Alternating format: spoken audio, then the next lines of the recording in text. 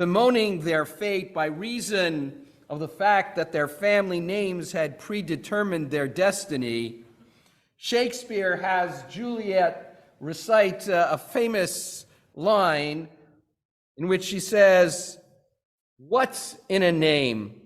That which we call a rose by any other word would smell as sweet." While Shakespeare may have doubted that there's a connection between the essence of a person and that person's name, Jewish tradition has a different view. The expression used first in the book of Samuel, Kishmo Kenhu, as one's name, so is the person, is an essential idea embedded in our tradition. Our name reflects both how others view us and how we view ourselves. There's a midrash that teaches that each of us has three distinct names: one that we are given by our parents, one that we are called by others around us, and echad ma shekarohu lo b'sefer briato, one that is the name of our own creation, that is woven out of the fabric of our lives.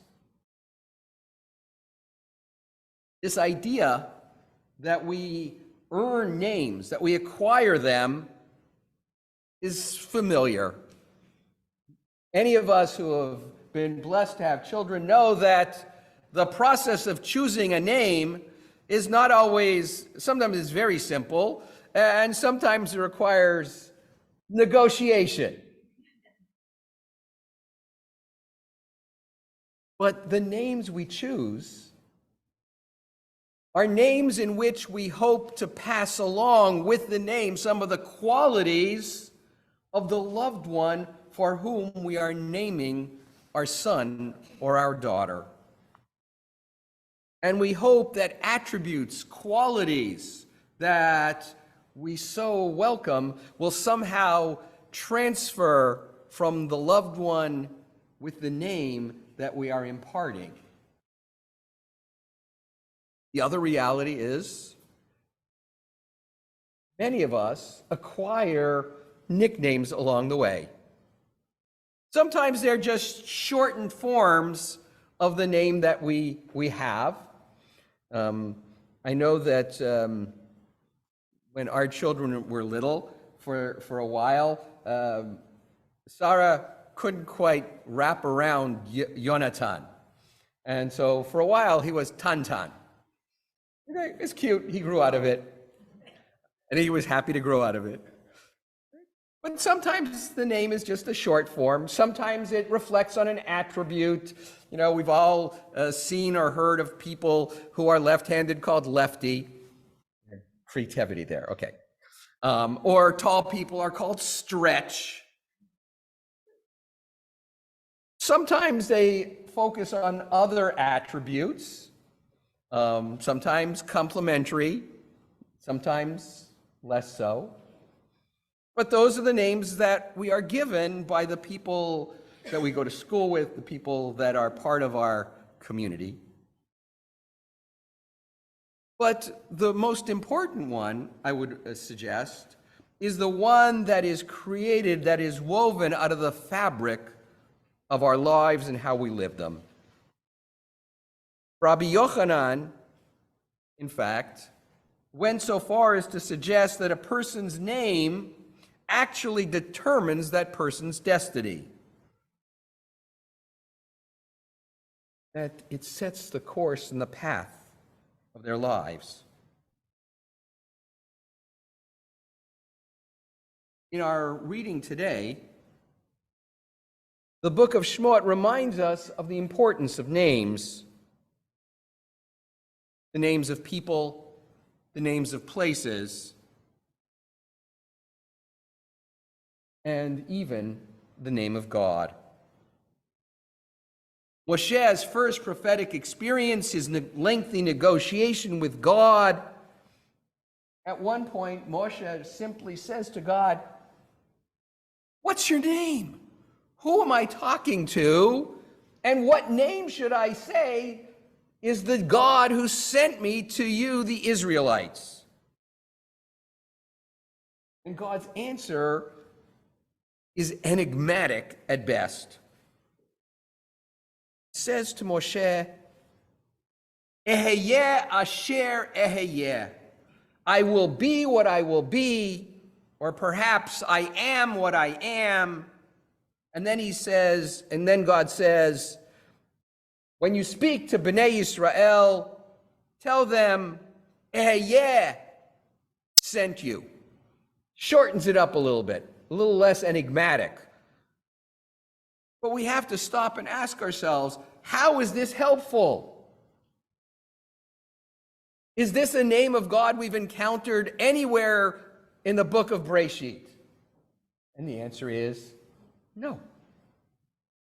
And so God adds, in addition to Ehyeh Shlachani, say to them, I am the God of your ancestors. I am the God of Abraham. I'm the God of Isaac. I'm the God of Jacob. We have a relationship. And I appeared to them using the term El Shaddai, which we saw multiple times in the stories of Genesis. But my name, Adonai, the four-letter name of God, was not known to them. And here, too, we have to step back and say, wait.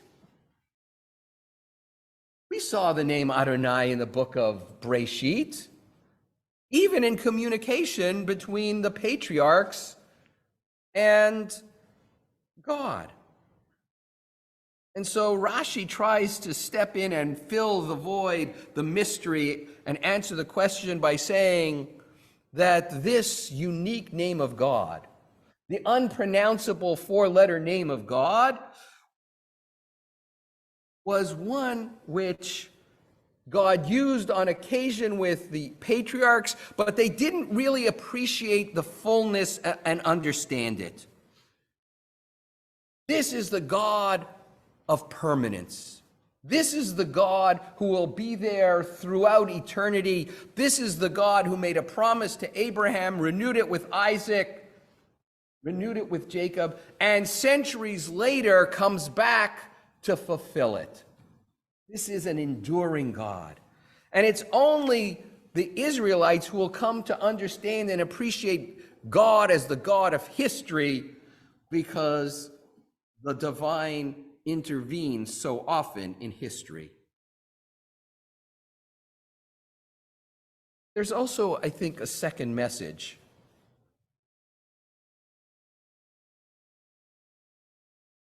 All of the names of God that we've encountered, El Shaddai, Adonai, plus all the ones that we will continue to encounter, the enigmatic Eheyeh Asher Eheyeh, I will be what I will be, or I am what I am, is, I think, at the center of understanding the nature of God. I will be what I will be in the moment that you need this aspect of God. I will be what I am in your moment of need. And so the Israelites need the aspect of God that is the Redeemer, which is different from the aspect of God as Creator that we saw at the beginning of Genesis. Not the one who judges, as God did at Sodom and Gomorrah. It's not the one who comforts and reassures Abraham that he will have progeny and children. But rather, we're introduced here to the God of history, whom we will encounter as a people and as individuals, reflecting on our need of a particular aspect of God.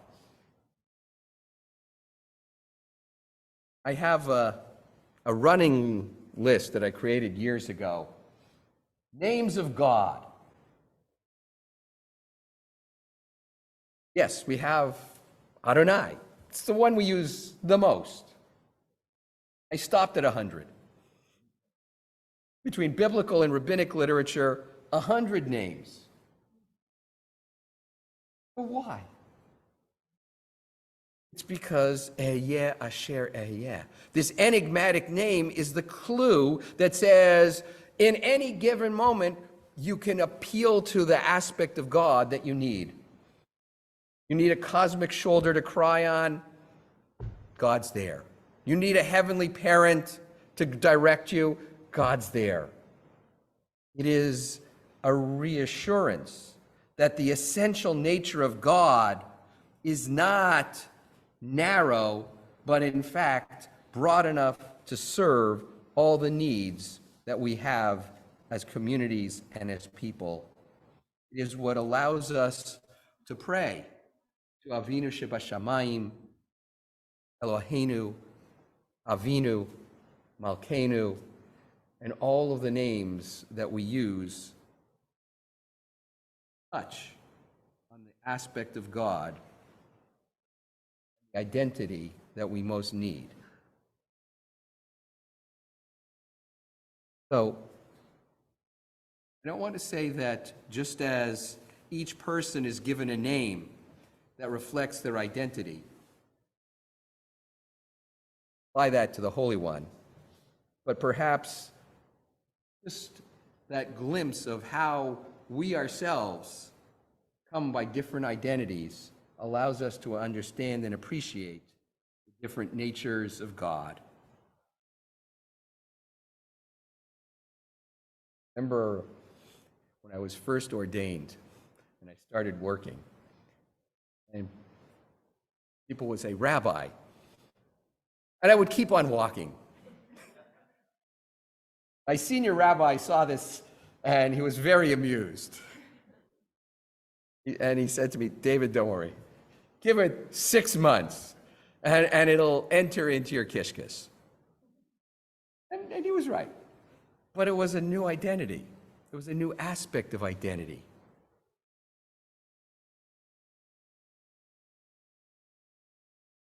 Become parents.